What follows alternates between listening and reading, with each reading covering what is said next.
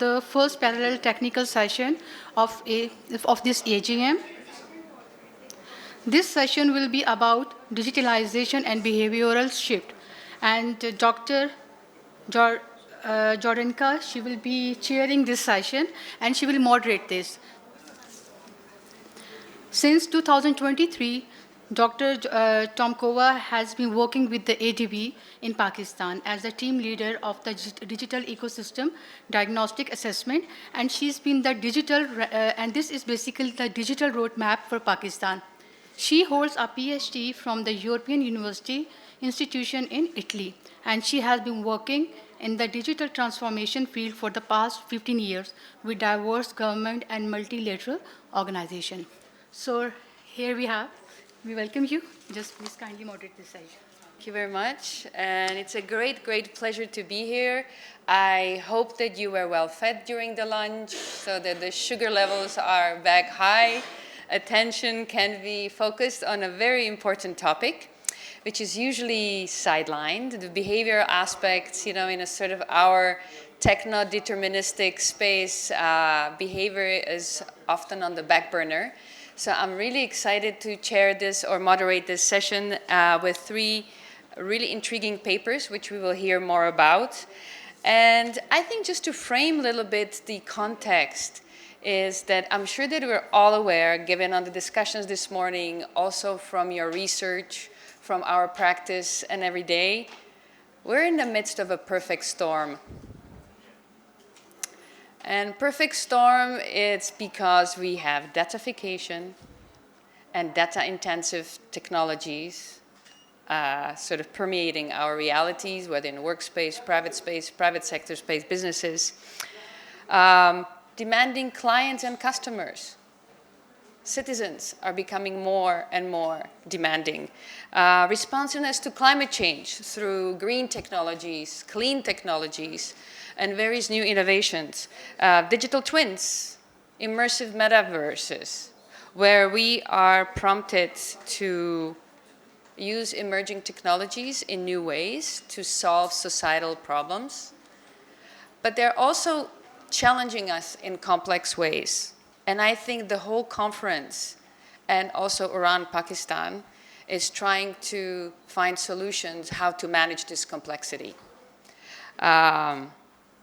So I hope today that with the three papers, we're going to look at potentially how behavioral shifts due to technological sort of impact are changing business models, potentially processes, work culture, also how we adapt our digital infrastructure, architecture, regulatory frameworks, and also organizational structures, human resources, but most importantly, they're challenging behavioral aspects.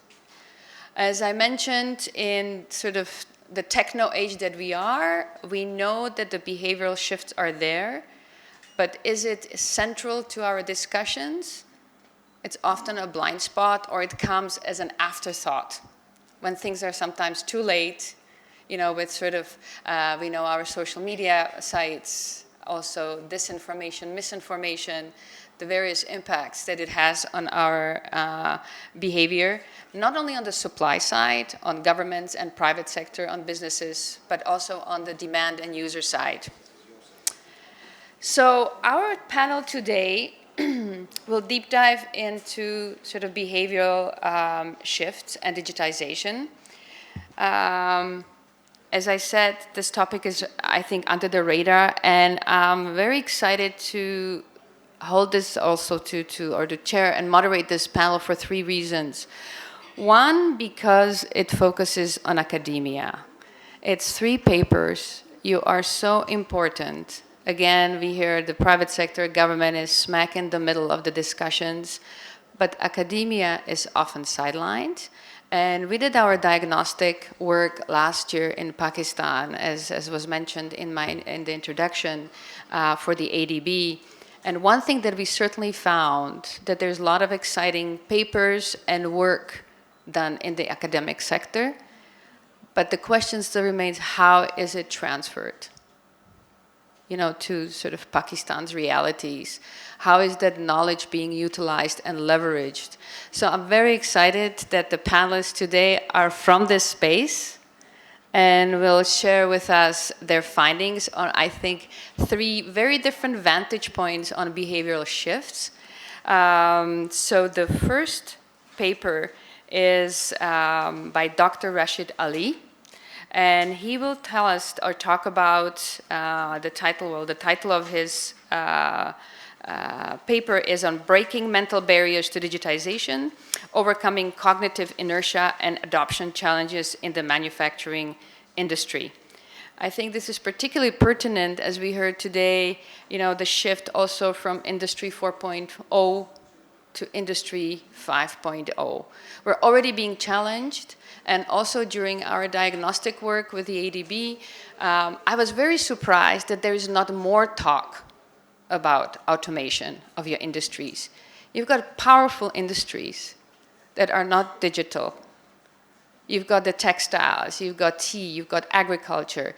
To what extent is tech leverage, and to what extent, again, is knowledge transferred, from academic and research and development into private sector, into smallholder farmers? How is it being utilized to up productivity and efficiency is a question. And I think Dr. Ali will tell us a little bit more about also resistance to changing, let's say, and leveraging automation in the industry space. The second speaker will be, again, Mr. Rashid, and I believe they can also, the speaker, there are 2 of them, so they can also introduce themselves, and they will speak about gamification of pro-environmental behavior to promote sustainable tourism in Pakistan. We've heard also during our diagnostic work that tourism as a sector is becoming very interesting in Pakistan, and certainly something high on the agenda to be promoted. It's going to be very interesting how you also plug in the environmental aspects and sustainability into it through gamifying. So I'm very, very curious what the paper was about and what your findings were. And also gamification as a new sort of way to incentivize behavior in a novel way. We're used to very much policies, funding implementation, but gamifying policy spaces is new ways how one can get different behavioral outcomes. So I'm very curious to hear about that. And last but not least, we have a third paper by Dr. Tuba Ahmad and Ms. Sami Ullah. And I think one of them is here to present it. And the title is slightly different than the 2 previous ones. It's a comparative study of 39 countries, looking at how social, digital, and financial inclusion has impact on growth or economic growth. Very pertinent, probably very central also to what we've been dealing with in our work on the digital roadmap for Pakistan with ADB. So also going to be very interesting, especially they're looking at almost a 15-year horizon. So it's a big study, empirical study of 39 developing countries. So that's going to be very interesting. And we have also a very important person who is going to be our discussant. And she is from PIDE, Dr. Farhat Mahmood. And she will discuss the 3 papers in some greater details. So without further ado, I will call the panelists to present their papers, to give us their key punchlines. They will have approximately 7 to 10 minutes to present consecutively as I have listed them. Then what we will do, we will have the discussant have about 10 to 12 minutes to discuss, or to 15 minutes to discuss the papers, and then we'll open it to more interactive and fun discussion, hopefully, to learn from one another, also from others who have maybe potentially similar research or otherwise. And I will also then prompt some questions from my side to the panelists. So, and then we will wrap up at about 3:30, so about 1.5 hours together. So I hope you have an engaging session. Ladies and gentlemen, welcome to this first session for paper presentations of this PIDE conference, which is a wonderful initiative. My name is Dr. Samiullah. I am Associate Professor at University of Central Punjab, Lahore. My co-authors are Dr. Tuba Ahmed from ComSats University, Islamabad, Lahore campus, and Muhammad Ilyas Yusuf. He is a practitioner. He's engaged in some kind of research activity with us. So what we have worked upon for last around 6 months is about gamification of pro-environmental behavior. And the aim is to promote sustainable tourism in Pakistan.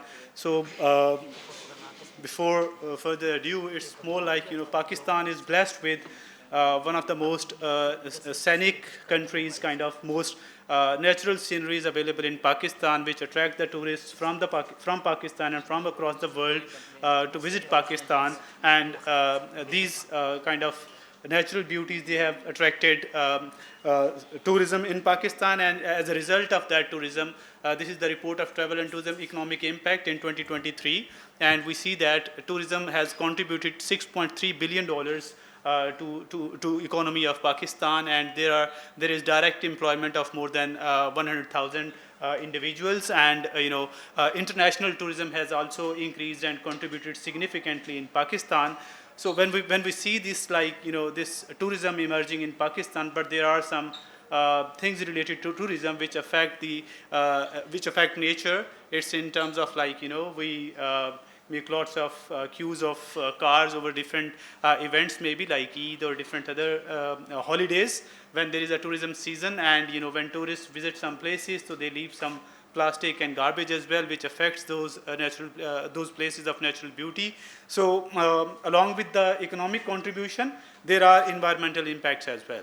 So different studies, they have found out, like, that tourism leads to different kind of waste, which affects the environment, which pollutes the environment, and negatively affects the natural beauty. And there are kind of ways through which we can promote pro-environmental behavior and protect these beautiful places, and reduce the impacts of deforestation and loss of biodiversity in these places. So we may benefit from this if we promote the pro-environmental behavior. So what we want is, what we suggest is, like, to protect these places, we need to promote the pro-environmental behavior among the tourists in particular, but in general to the masses as well, so that we could protect our planet and our protect this planet Earth.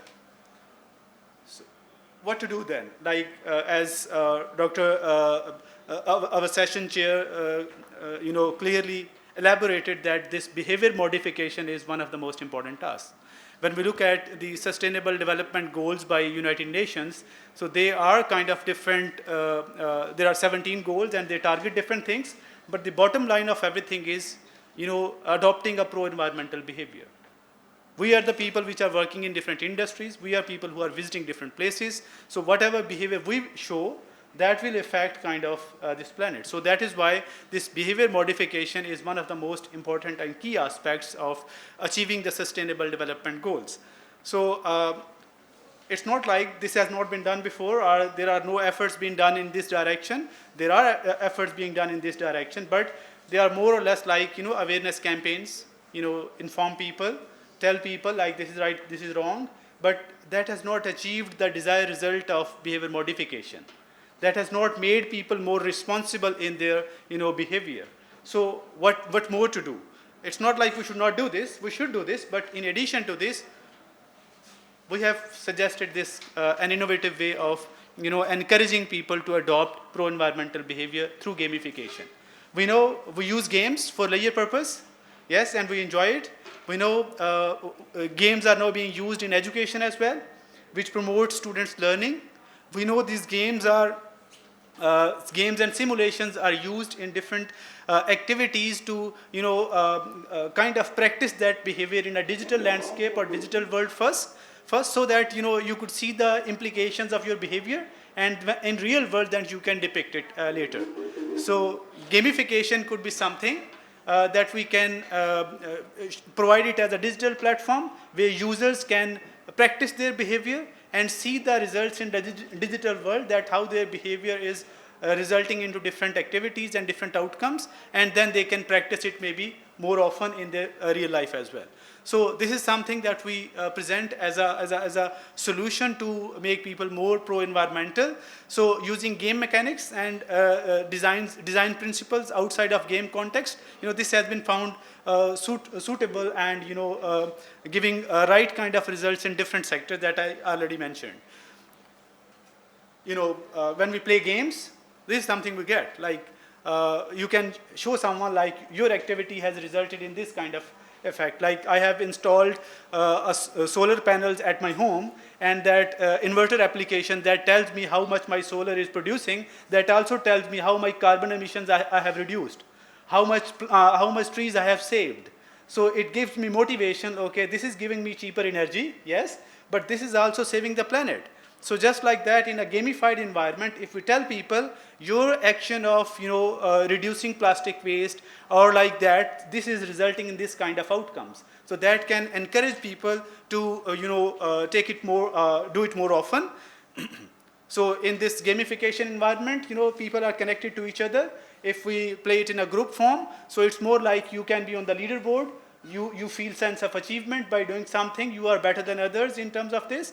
We have seen people doing, having their apps in their iPhones and other mobile which is about fitness. So how many steps you have taken, how much calories you have burned by walking those steps. So when you see that effect on your mobile phone, it gives you kind of motivation to come out next day again and do a walk again, and be more fit and healthy. So just like that, we can.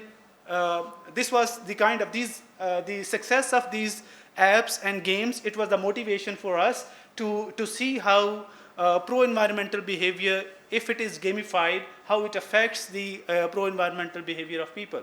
So, this is what motivation of the study was. And there is a clear need, because existing solutions, they are more towards awareness and education. This one is about, seeing the effect of your behavior. So in this way, there is a gap in research and in practice. So if we adopt this, it will help us improve the environmental sustainability, and it will protect the planet. So there is psychological aspect in whatever we human beings do. This self-determination theory by Ryan and Deci, it says that there is intrinsic motivation in people, and that intrinsic motivation is fueled by three fundamental needs: autonomy, competence, and relatedness. And we propose that this gamification, it satisfies these three needs. And by satisfying these three needs, through gamified application of pro-environmental behavior, they feel sense of achievement and they feel intrinsic motivation to act in a pro-environmental behavior manner. So gamification experiences fulfill these needs and promote behavior conducive to pro-environmental aims. This is our theoretical model, in which we say that if we gamify the pro-environmental behavior, it will result in actual kind of pro-environmental behavior, enhancement of it. And there are, since we live in a society and there are our normative and control beliefs, these beliefs also, this is part of our culture, so which also affects us. It can enhance, or it can also reduce as well. So we'll see how it affected our participants. So how we conducted this study, it was an experimental design. In which we are very blessed to have some tour operators who agreed to take part with us in this in conducting this study. And they whenever the tourists, they register with them for different tours. It is done mostly 2 weeks before the tour. So when people registered with the tour operator, they gave us their contacts, and we tried to contact these people and convince them to take part in the study. And this way we recruited kind of 141 people in the 141 respondents in experimental group and 131 respondents in the control group. the people in the experimental group, they played Inner Cities.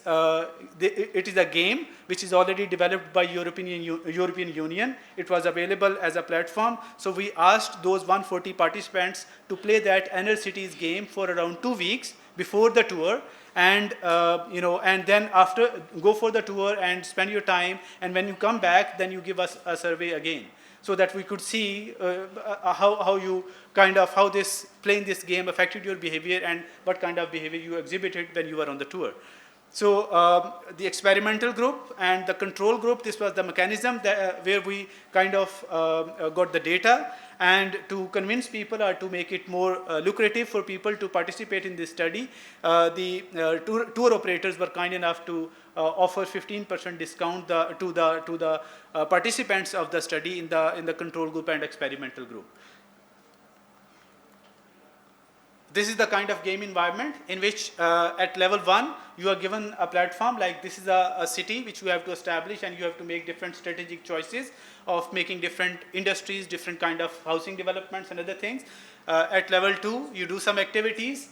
Level 3, you do some different other activities, and you see that, and there are some other tickers all along, and there are some messages all along which tell you that if you do this, this is the kind of effect it would have. If you do this, this is the kind of environmental impact it would have. So in this way, they kind of go up to these 4 levels. It shows also over time. So if you play for around 2 weeks and you are playing in a group, like all the people in the experimental group, they are playing in a group form, then you can see at the end who played the best, who was the kind of not so good in those decisions, strategic decisions. So this game, it shows player to make strategic choices in terms of energy generation, urban growth, resource allocation, and pollution management, and it prompts them to prioritize renewable energy, minimize waste, and adopt sustainable policies. So this is kind of giving them awareness, at the same time behavior modification as well.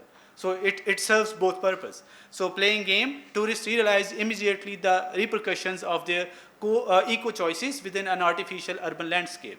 Like, once we are doing something wrong, we see like, okay, I'm throwing this wrapper, I'm the first one to do that. There is no one else will drop it here. But if you come several weeks later, you will find that there is a lot of people have done the same activity. So over here, if that is done in a digital environment, that is not real loss, but digitally you see the activity that you did, how much impact it had. So that kind of digital effect they see, it affects their behavior. It affects how they are going to behave in the real life. So we, data was collected in 3 rounds kind of. Before playing the game or before opting for this experiment, the people in control group and experimental group, they provided feedback on their pro-environmental behavior, and we found that there is no significant difference in both the groups. Like people in control group and experimental group, they were behaving kind of similarly. We did this through this basic ANOVA test. In the second study, this is for comparison of pro-environmental behavior after playing Inner Cities game, and we collected this data after the completion of the tour. When people played the game, went on the tour, came back, then we asked control group and experimental group participants to fill the form again. It was about how pro-environmental behavior they showed on the trip. So there we see that there is a significant difference in the performance of both of the groups. So actual pro-environmental behavior after playing the game, it has changed significantly for people who played the game, people in the experimental group, than from the control group participants. We also tested this through structural equation modeling, in which we compared the moderating effect, we tested the moderating effect of control group and control belief and normative belief. This was only collected from the people in experimental group, so that we could see that this gamification, it has an effect, but however these normative belief and control belief, what kind of moderating effect they have. So the normative belief and control belief, they also had they also increased the effect of the positive effect of gamification on the tourist pro-environmental behavior. So this experiment, it kind of this research, it clearly tells that gamification, it had a positive impact. It has an impact on how people behaved when they played the game and when they learned behavior for a short time. 2 weeks is not a long time, but if you played for a 2 weeks time and then you played then you exhibited some, pro-environmental behavior, that is a good sign for me. So, so they were, when we see that this normative belief and control belief aspect, so if we see that if people in your peer group, they are kind of people who you are kind of more influenced by, if they also, kind of acknowledge or endorse your behavior, then the effect is stronger. So if you played the game, you exhibited pro-environmental behavior, but if people in your peer group, they were also doing the same kind of thing, and they were kind of encouraging you to do that, or endorsing your good deeds, kind of, so then the chance of, or likelihood of doing your pro-environmental behavior is even higher. Whereas in terms of control belief, that you feel autonomy and that you feel that you are having control over your activities. So here, participants felt that they have control over their behavior, and whatever they do, it is significant, and it matters. So and when they realized that, so that also had a positive effect on their pro-environmental behavior adoption. This is interesting part now, because so what we get out of this study, it's just another study which is to be published somewhere or presented somewhere. So what we encourage is that in a limited context, maybe tour operators, or some policy makers or some educationists, we need to ask some students to do FYP, final year project, IT students, to develop some games. Okay, fine. But at a larger scale, we need to realize the effect that gamification could have in modification of behaviors. And if it could have an impact, then gamification is not just limited to environmental apps. There could be, it's a separate world, kind of. And this modern generation, this youth, they are much more engaged in this digital landscape, digital world, in this gamification. So this is just kind of tip of the iceberg, like right at this, based on the findings of this study. Yes, we encourage this to be done, that we need to gamify, we need to find ways to gamify the pro-environmental behavior in more local context. Like this game, this was not a reflection of this is what Pakistan is, this is what Hunza is, this is what Swat is. This was on an imaginary kind of, different kind of place, which has no real life relevance maybe. But if you develop a game in which you show people that this is Hunza now, so whatever activities you do for next 3, 4 days, 5 days, 10 days in this gamified environment, it will show an impact on the environment of Hunza. And we can do that. Like, we don't know in reality that if we take certain steps, how much calories we have burned. But the game tells, that app tells us that if you have taken 1,000 steps, this much calories you have burned, and you accept it. And by accepting it, you come out again next day and go for a walk again. So in the similar way, we can calculate it. It could be algorithm. There could be an algorithm which can be used to gamify the changes in the climate that can be made through our actions. Like if I say that less than a mile bike in style. Like if you are going less than a mile, do not go on your car. Walk or take your cycle. So if we do that, how much we protect the environment? So if we do kind of things, we can gamify it, and gamification reinforces tourists' power to manage their environmental footprints, because they see the impact. When you see the impact of your actions, it gives you more power, that you are the one who is going to decide or who is going to make a difference. Then tourism stakeholders can create gamified systems that include social influence factors such as leaderboards, social sharing options. These options are available in gamified environments already. So we can use such gamified options as well in these kind of apps. As I mentioned before, we need to bring our local context into this focus. These games, present ones, these are developed in some European country or some other places. So we need to bring our own natural environment, our own heritage, like from Hunza and Gilgit-Baltistan and kind of Mohenjo-daro and Harappa. So, and we need to show our civilizations and how environmental impact we can have, and how we can play a role in protecting these kind of environments. So with this kind of, I would say, like, we need to use this gamification as just a starting point. Like right now, there is not much focus on this aspect. Fun games are there, But educational and behavior modification games, they need different kind of focus, different kind of research and data points kind of. And if we focus on that, it could be a game changer. So thank you so much for being so attentive, audience.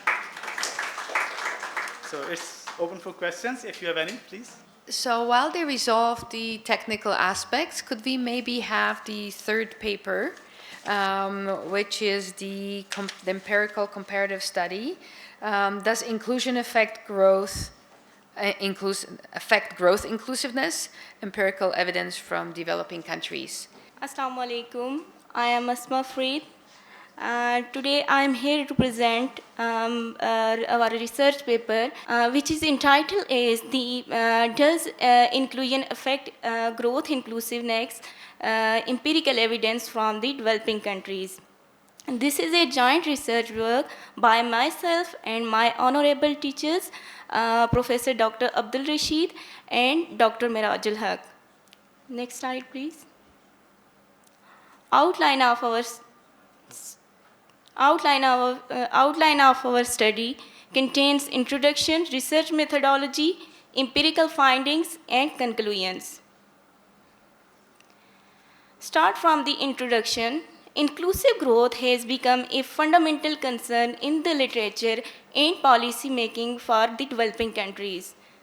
Since the financial crisis in 2008 and Arab Spring in 2011, global debate have increasingly centered on economic inequality and inclusive growth. As we know, the rapid economic growth in East Asia region, high economic growth is overshadowed by inequalities. According to Simmons, have argued that despite rapid economic growth, eradicating poverty, income inequality remain a significant challenge for the developing countries. Financial inclusion is closely related to the more general concept of the inclusive economic growth and sustainable development. Financial inclusion means the availability of financial services and products to all people and organizations at low cost. The availability and use of variety of financial services and products considerably support the inclusive growth. As we know that the financial inclusion and inclusive growth in the developing countries suggests that a significant portion of the population lack to assist the financial services, social benefits, and information, leading to exclusion from the productive process of the country. In other inclusion, we are added to check the impact on the inclusive growth, which is more important. Nowadays, social inclusion is a crucial process that enhances capability, opportunity, and dignity, ultimately leading to pursue equality. It is essential that for promoting the growth inclusiveness, according to Ali et al., argue that the social inclusion initiative aim to advancing human potential in areas such as education, health, and social services enable individuals to benefit from the economic growth. Now, in the technological words, we add another inclusion which play a significant role to promoting the inclusive economic growth. Digital inclusion is a key factor contributing to inclusive growth in today's technological world. It refers to the ability of individual and group to access and utilize information and communication technology. Another example is a COVID pandemic time. The many developing countries don't have the access the internet, or many people are socially excluded to get the benefit of the economic growth or technological innovation. So in 2022, 3 billion people are still without access to the internet. Over half of 43% of the world population did not use mobile internet, and the utilization differences is a still problem in the developing countries. The advancement of digital technology has facilitated social inclusion and influenced people's decision making positively. Digital inclusion is crucial for achieving inclusive growth by enabling the individual to pursue competitive employment opportunity while maintaining the freedom. The objective of our study to investigate the inclusion's effect on the growth inclusiveness, we uses financial, social, and digital inclusion, how these inclusion affect on the growth inclusiveness, and also we take the making the interaction between the inclusions, how these interaction terms, interaction of these inclusion affect the growth inclusiveness. After that, how much, at which point these inclusion are interacted terms are affect the inclusiveness at low, middle, and higher level. To check the we check the these effect through marginal effects. Methodology, empirical model. To carry out the empirical analysis, we estimate the following regression model, which is shows as IG, inclusive growth, and FI we use for the financial inclusion, DI we use for the digital inclusion, and SI for social inclusion, and XIT represent our control variables. In the second model, we check the interaction between three types of inclusion. Next, please. Here are the variables and measurement. To construct the inclusive growth index, we use following proxies. These index are constructed through principal component analysis. Use the proxies. We have use proxy for the inclusive growth. First is employment to population ratio, income inequality, and GDP per capita. For the financial inclusion index, we use ATM per 1,000 adult, banks branches per 1,000 adult, number of account borrow, number of loan per 1,000 adult, and domestic credit to the private sector as a percentage of GDP. Social inclusion index, we use proxy for this index is mortality rate, school enrollments, life expectancy, at birth, vulnerable employment. For the digital inclusion, we use number of internet users, number of mobile users. Data and data source. We utilized annual data. Initially, we collected all the developing countries, and due to the lack of the availability of data on the financial inclusion indicators, we select 39 developing countries, which is the data collected from the World Bank and IMF report, and country-specific reports also, and World Economic Outlook. Estimation technique. The study used the panel data estimation technique. We use two-step system dynamic panel data estimator, which is developed by Blount and Bond 1998. We have favor using two-step system GMM estimator because it reduces the potential of endogeneity problem. As we know that the dynamic model we use lag dependent variable. That's why we are moving to the two-step system GMM. For both the level and the first difference equation, it enables researcher to apply various instruments with various lag structure. The Hansen test over identification constant tests the overall validity of the instruments. It significantly improves other GMM estimators such as the difference estimator in terms of estimation, especially when the underlying series are fairly persistent. On the basis of objective of our study, these are the empirical findings of our study. As we highlighted, our main focus is our three types of inclusion: financial inclusion, social inclusion, digital inclusion. We see the first financial inclusion. The estimated coefficient is positive and statistically significant, which means that the results suggest that in the developing countries, if they want to increase the inclusive growth, they focused on the financial inclusion to increase more financial inclusion, providing access to the people who have lacked access to financial services. The second, our inclusion is variable of interest is the social inclusion. The positive coefficient, the results suggest that the positive coefficient shows that there is a positive impact of the social inclusion on the growth inclusiveness. As we know that the number of the society members who are socially excluded from the productivity process of the country's economy. So to provide the people who are socially excluded to provide access or connect the people, the interaction between the people to make progress in the economic activity to boost the inclusive economic growth.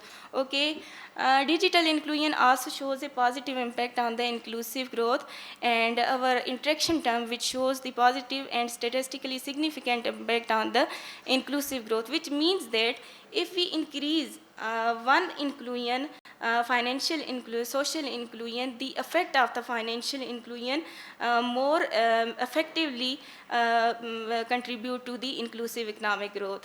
And turn please.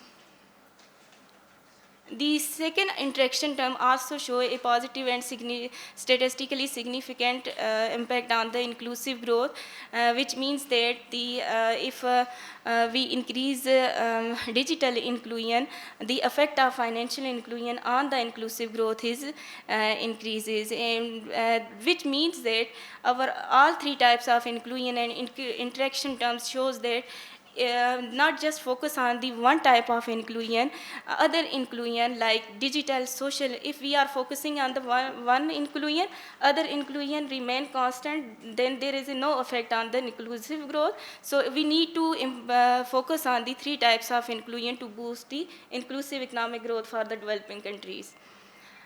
AR1 and AR2 in the result shows that there is no serial autocorrelation in residuals, and also Hansen test shows the validity of the instruments. Next please.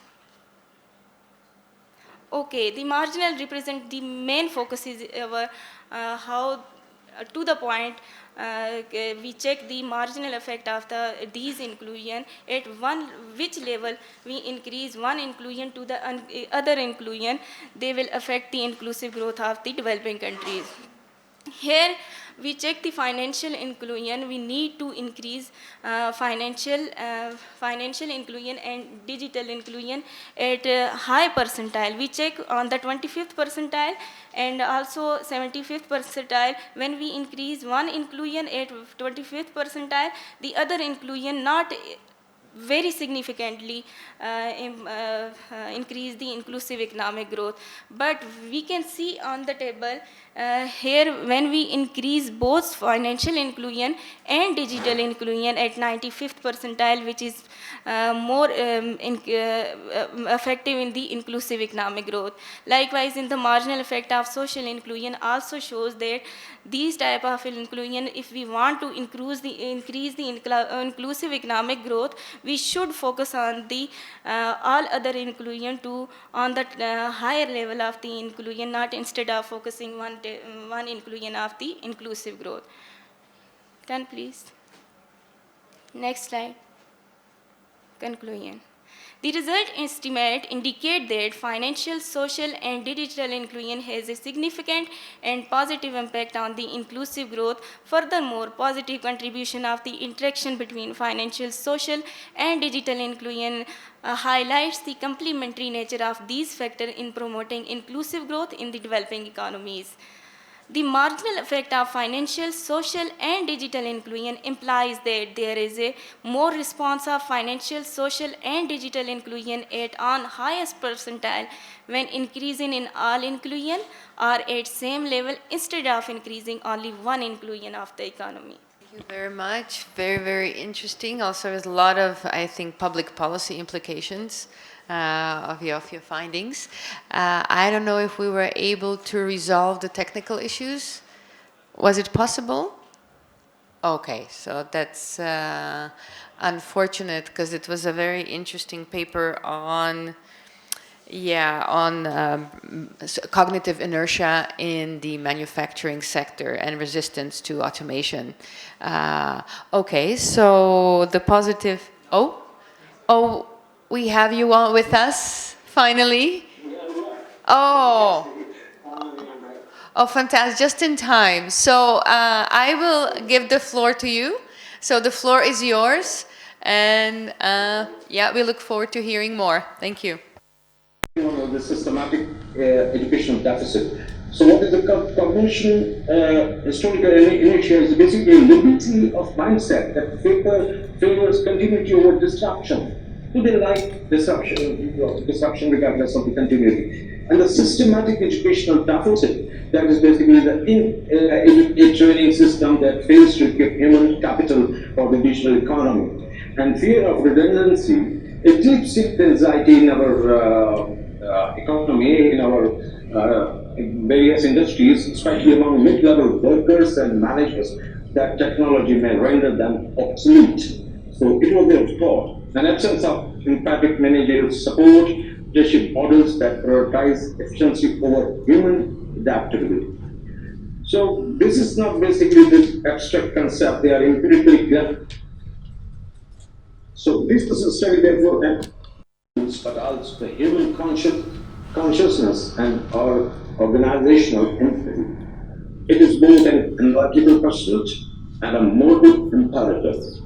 So my second slide, it is motivation of this study, basically based on the why, answer why of the study and situate research in both local urgency and global transitions. Within our own regional context, digital transformation is embedded not only by the unavailability of the technology, but visible change of the mind, cognitive inertia, educational efficacy, managerial detachment, and these areas are not merely difficulties, they are structural impediments.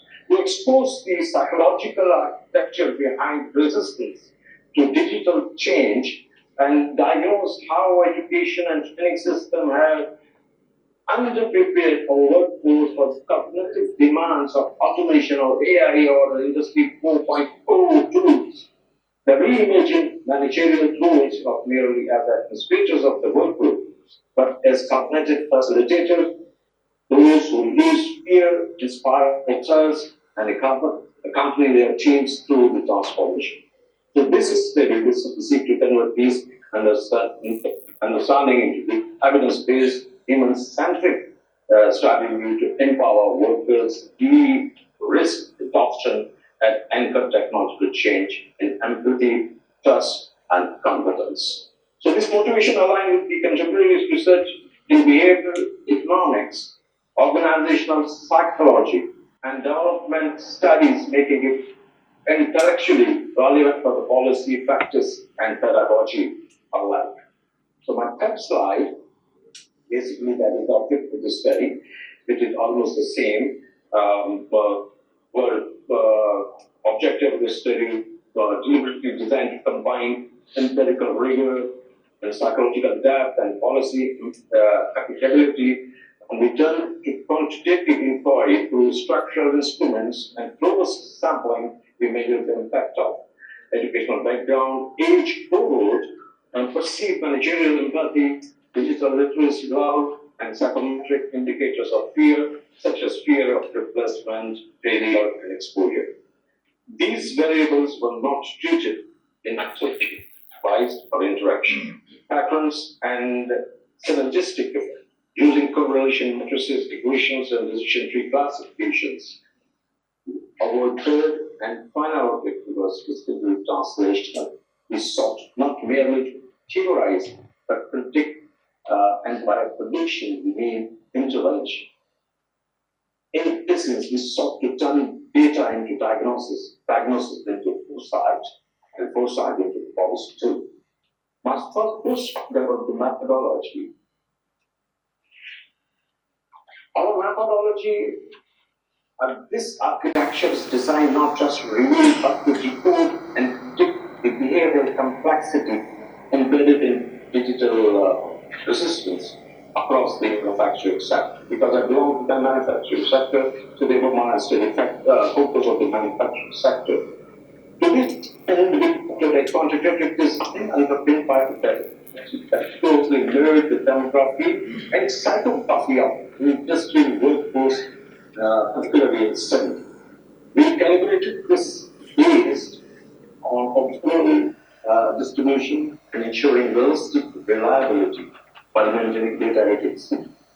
The key predictors we fed into our models included age, which is basically reflecting the generational adaptability gaps, basically. So education level, from the second one, which captures the formal capacity to observe digital skills and management support, of course, the third one, and organizational culture very well, that immense psychological ripple effect, digital exposure, the proxy of experience-based digital fluency, and most critically, a quantified matters of psychological fear, rooted in behavioral sciences, capturing anxiety about the automation-induced redundancy. So for analytical rigor, logistic regressions, and correlation and decision tree classification we have adopted.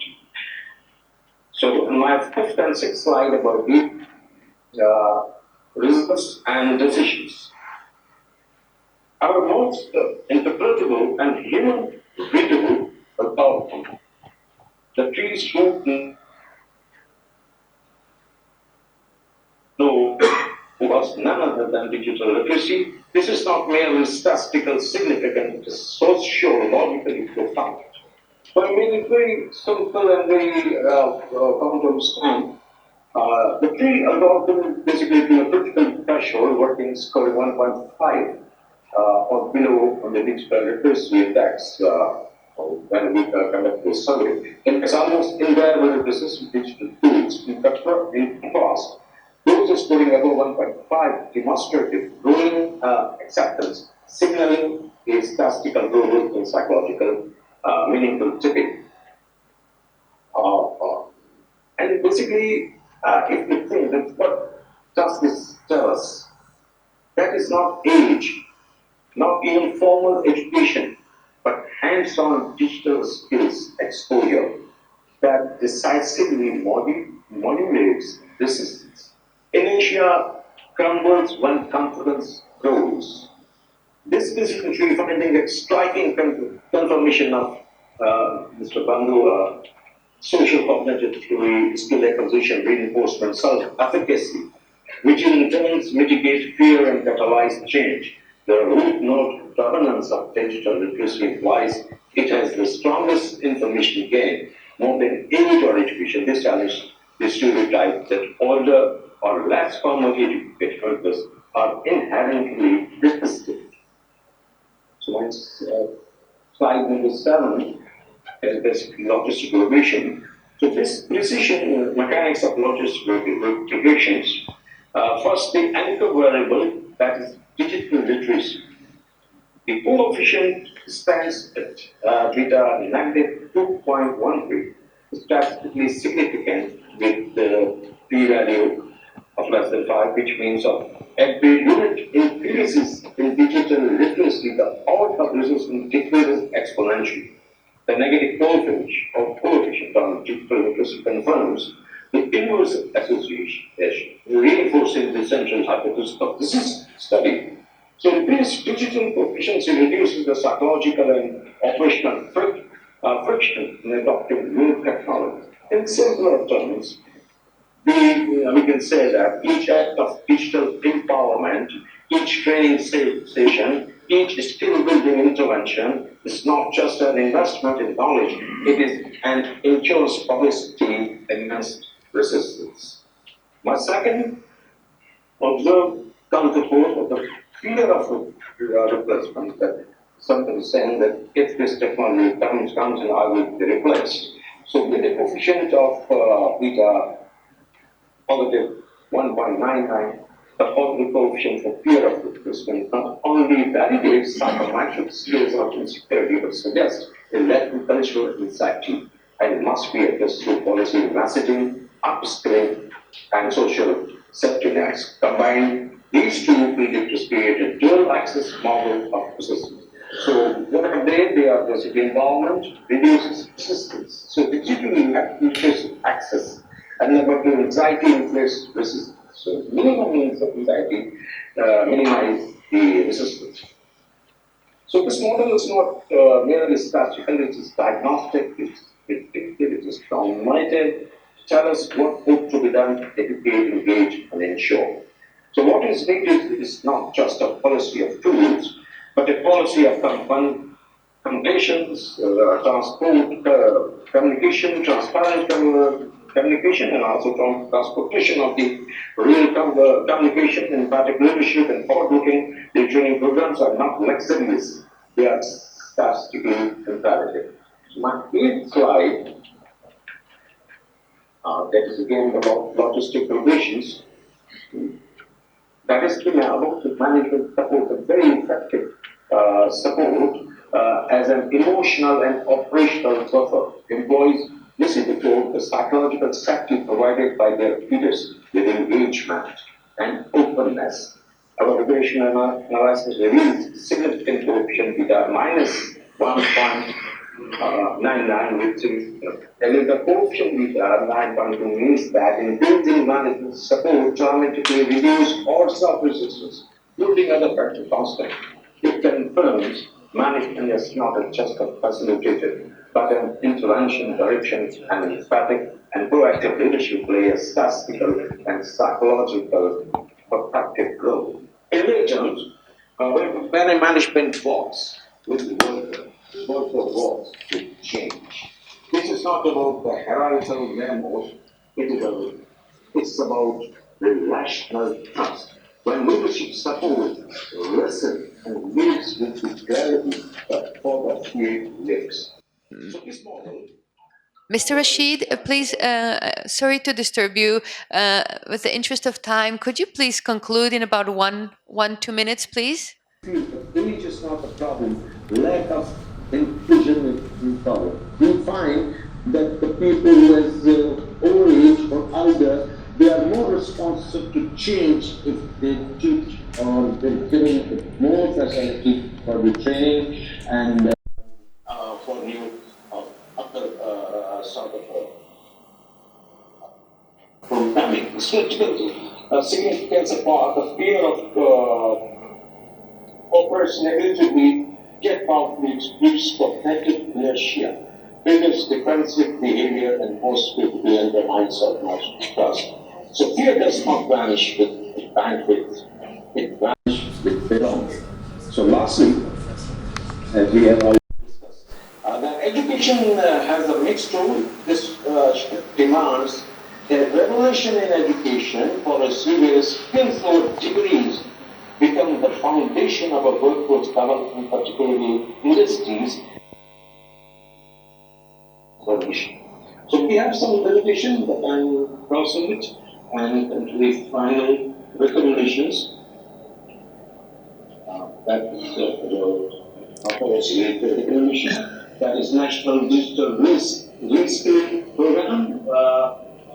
It should be launched, a multi-level state subsidized program, and again the behavioral intelligence units within large factories, and third, we recommend that amendment to the labor laws, which was to create the new digitalization policy of URAAN Pakistan or digitalized Pakistan has to be more focal. And we recommend digital readiness certificates about 8 employees, that if they can earn this certificate, they will be more protected and they will be more care. And similarly, digital literacy grants to the SME, the small medium industries are also very important. So the road to digital success is not paved solely with algorithms, it's paved with trust. So this is my actually presentation about cognitive inertia. Thank you very much, sir. Thank you so much. And I believe that all the papers will be available in conference proceedings, so you can actually see the details and results of the papers for further interest. We don't have a lot of time left for discussions, but I would like to call, the discussant, please. So in a limited time, I'll try to explain the key message of the studies and their relevance to the public policy formation. So basically, the study number 1 was about the use of gamification, right? The objective of the study was that since the tourist industry is contributing a lot in the economic growth of Pakistan, like 1.9% of GDP is contributed by tourism of Pakistan. But the motivation of the study is that with the increased use of tourism, there could be negative impacts on environment. So what could be a strategy to reduce those negative impacts on environment? And for that, the study has adopted an innovative methodology, like by using gamification, how could the behavior of the people, especially the tourists, could be changed in order to protect our environment. So as the study said that previously awareness campaigns has been used as a strategy to create pro-environmental behavior of the tourist, but since not much positive impacts have been observed, therefore this gamification tool could be a strategy to produce more positive impacts to enhance, to protect our environment from these degradations. Study number 2 was all about inclusiveness, right? How different kinds of inclusion, especially 3 types of inclusion: financial inclusion, digital inclusion, and social inclusion, could lead to increase the overall economic growth inclusivity. And they have, by using different proxies, using principal component analysis, they have developed 3 different indexes in order to check the impact of all these 3 types of inclusion on economic growth inclusion. So the key message of the study was that since all these 3 types of the inclusions are complementary with each other, so just one kind of or type of inclusion might not be a suitable strategy. Therefore, the policies should be amended in a way that all these 3 kinds of inclusions should be adopted in public policies. In the third paper, the mental barriers to digitalization, basically, as we know that in Pakistan, we have observed that mostly people are reluctant to adopt technologies. And on the other hand, we know that with the increased utilization of digitalization will lead to increased innovation, and that will automatically lead to increase the efficiency and finally the economic growth. So it has been observed in a survey that especially the employees who have spent more than 16 years of who have got more than 16 years of job experience, they are more reluctant to towards digital adoption. So some kind of awareness campaigns should be there in public policies to motivate them. Say, for example, if people know the benefits of the use of ChatGPT or Easy Paisa, that how these apps or applications could bring work efficiency, productivity in their work, they would be more motivated to use those apps. So the final conclusion could be like that in our public policies. Based on these studies' findings, it should be emphasized that through behavioral change, the use of digitalization could be enhanced. That would automatically lead to innovation, productivity, and efficiency, and final goal of economic growth could be achieved. That's the key message of all these 3 studies. Thank you so much. All the presenters and also the super rapid discussion with very concise and to the point conclusions and summary. So I would like to now open the floor. There were a couple of questions, I believe, on the first paper. So we would like to hear from you before maybe I provide some prompts. So please, any questions that you may have had during the presentations or anything about the public value of the research findings, please. I have a question from Dr. Sami Saab. Sir, thank you for the wonderful presentation. It was very good work. And so my questions are about the randomization. So did you control for the educational backgrounds of the participants, or like maybe people were more inclined to pro-environmental behaviors, that's why they choose your game, and how much time did they spend on this game? So do you have any information about that? And last little question. So is this behavior a kind of persistent? I mean, maybe a time, like after some time, you can collect some information whether they have this behavior in their permanent kind of routine or not. Because I remember, like in a system, so for time being you behave nicely, but like after some time, there are other factors like around you which can tame you the other way. Thank you. Sometime they were like being pro-environmental or not, because this study was limited to before gamification and after gamification one-time data collection. And we did control for education though. Yeah, we did that. And we had data of demographics and gender and education. This was, and income also, we controlled for that. And it was like, because हम सब लोगों ने हज़रत इब्राहीम अलैहिस्सलाम के बारे में एक स्टोरी सुनी ना, जैसे कहते हैं कि उन्होंने अल्लाह ताला से पूछा कि मैं देखना चाहता हूँ कि आप मुर्दों को कैसे ज़िंदा करेंगे. तो ही वॉज अ प्रॉफिट, उनको तो यकीन था ना कि अल्लाह ताला एग्जिस्ट करते हैं और आखिरत भी होगी, लेकिन ही आस्क्ड फॉर इट कि आप मुझे बताएं, दिखाएं कि कैसे ज़िंदा करेंगे आप. तो अल्लाह ताला ने वो परिंदों वाला वाक़या भी बताया कि आपने कहा ये परिंदे आप ज़िबा करके इनकी बोटियाँ इकट्ठी करके इनको फ़लाँ जगह पे रख दें and you will see it. तो वाई डिड हज़रत Ibrahim asked for it?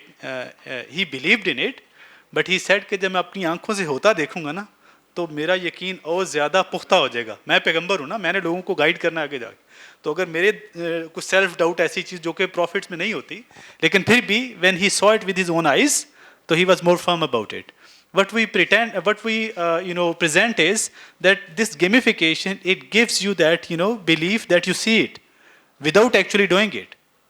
So without actually doing it, you see that your pro-environmental actions, they are having some effect. And if we keep doing it, it can have a long-lasting effect. अगर बच्चे cartoon देख के cartoon की तरह छलांग लगाने की कोशिश कर सकते हैं सर, तो they can do it for gamification as well. So we did not test it for a longer time period that the behavior persisted or not. We did it for 2 times before they played the game and after they played the game. And if we upscale it, we are trying for it now to develop our own game, which is related to promoting pro-environmental behavior. And with that game, we will do it over time also, so that we could see the long-term effects also. But that was a good question. Thank you. My name is Dr. Muhammad Akram from Islamic University, and my question is on the paper of gamifications. Sir, can you please let us know that have you used only one game to show its impact on the behavior, or you have used multiple games? And if you have used multiple games, then which game was having the most effect on the behavioral change? Only few tour operators agreed to it, and the number of respondents, we had limited time.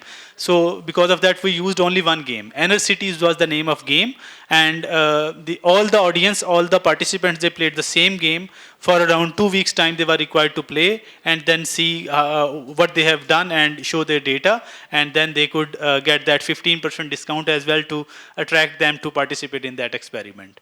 So it was only one game. But that is interesting. If they play more game, we could see the effectiveness of games and effectiveness of different platforms and how different platforms attract audience differently. Yes, that could be done, I guess. Yes, thank you.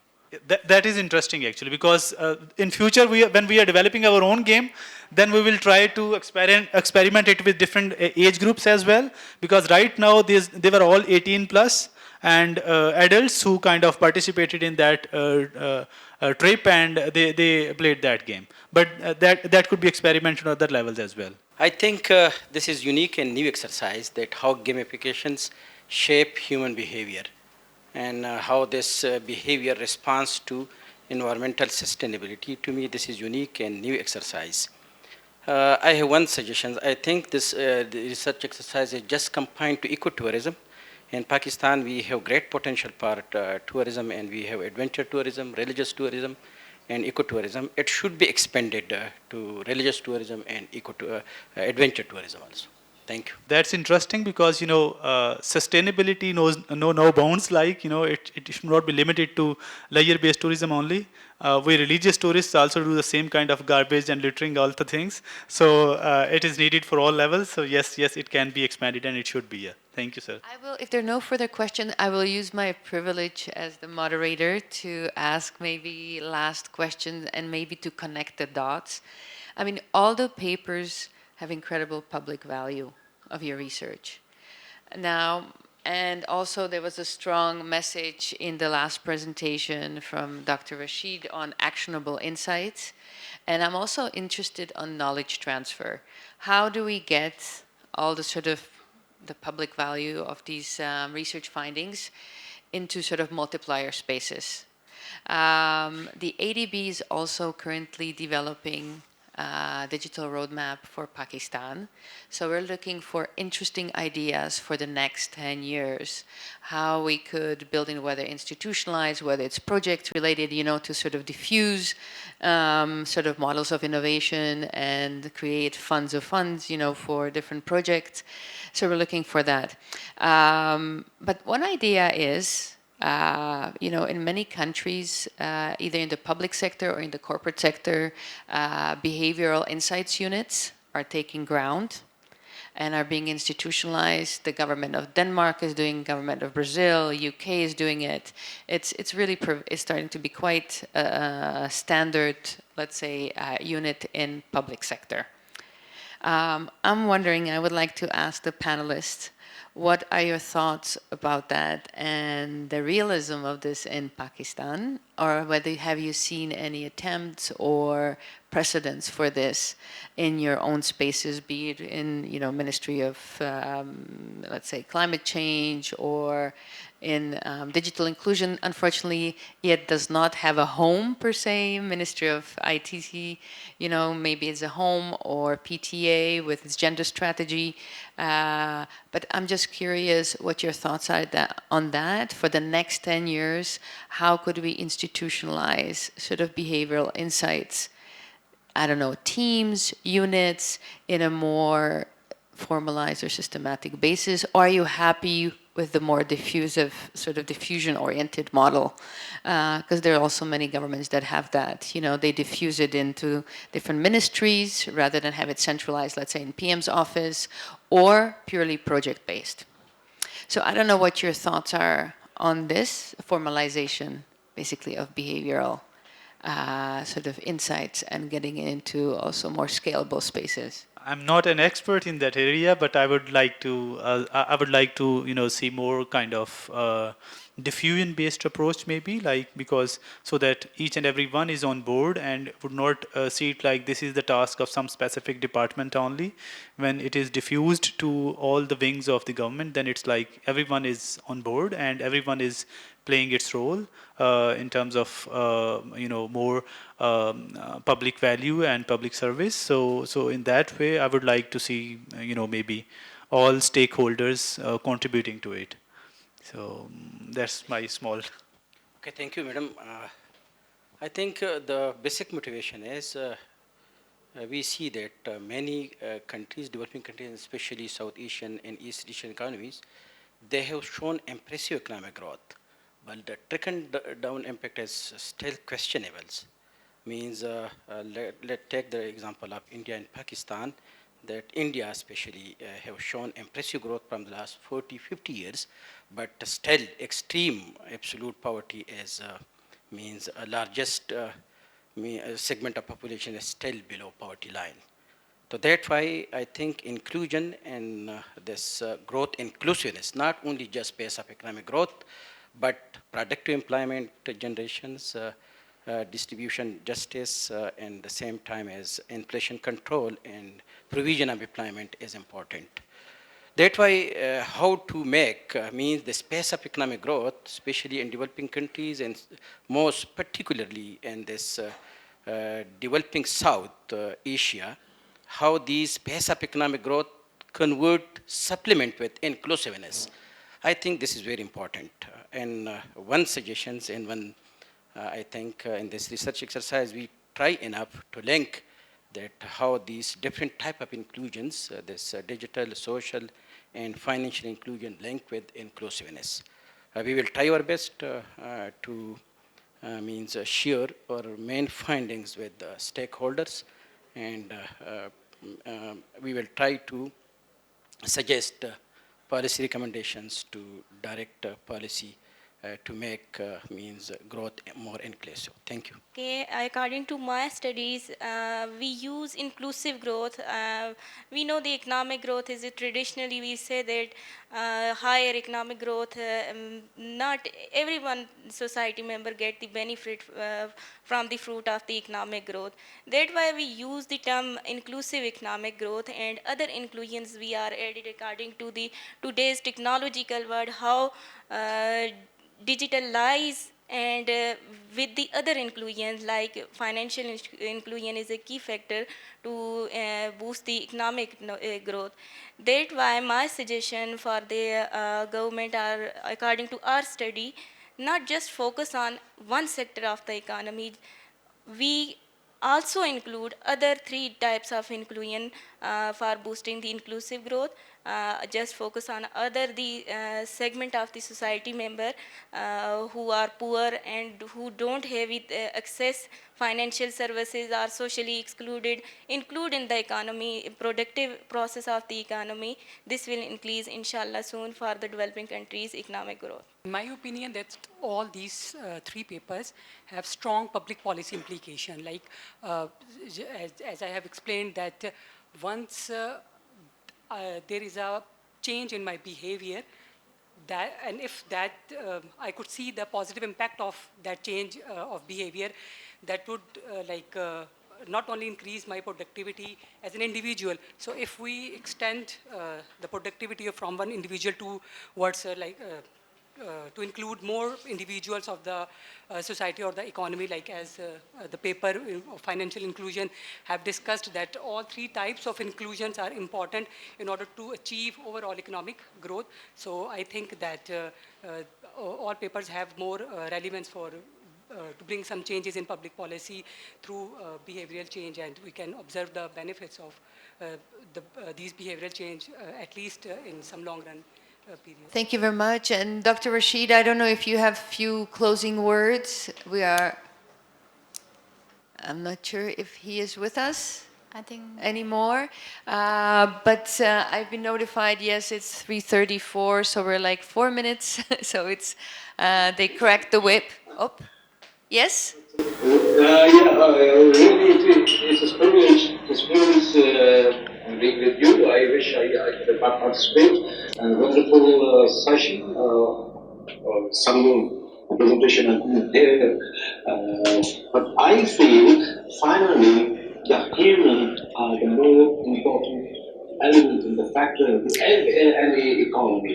So development of the human resources, digitalization of economy, or whatever aspect, the training and support for the marginalized people, that is the must. Whether it is tourism, whether it is manufacturing industries, service industries, or intellectual industries, we need to change their behavior, give them a confidence that you are a lovely country, you are among the beautiful people who have the knowledge, who can think about you. And the same message I would like to share with the policy holder, that they must analyze it and realize it, that the people are the most vital economic source.